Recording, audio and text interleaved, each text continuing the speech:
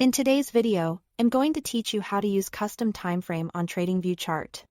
If you've ever wished your chart could show something more specific than the standard 1-minute, 5-minute, or daily view, custom timeframes are exactly what you need. They let you tailor the chart to your strategy.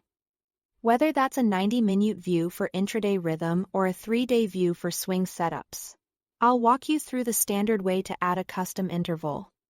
Then show you the fastest shortcut to get there even quicker. First, let's add a custom interval from the chart menu. Look to the top left of your chart where the current time frame is displayed. Click that label, or click the time interval dropdown in the same area. This opens the list of available time frames. From here, choose Add Custom Interval. A small window will appear asking for a number and a unit. Type the exact number you want, something like 100, and then choose the appropriate unit, minutes, hours, or days. For example, 100 minutes, 2 hours, or 3 days.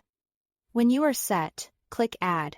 Your chart will immediately switch to that custom interval, and you'll see that new option available in your interval list for quick access later.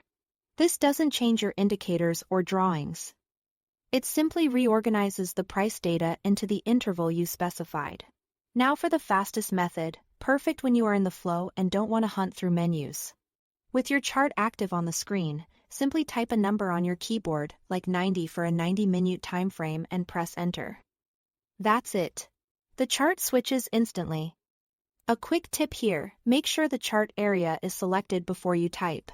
If your keystrokes don't do anything, click once on the chart to focus it. Then type the number and press Enter. If you make a typo, press Escape to clear the input and try again. Both methods accomplish the same thing, so use whichever fits your workflow. The menu route is great for setting up new custom intervals and seeing them in your list. The shortcut is perfect for rapid switching, especially when testing different views to fine-tune entries and exits.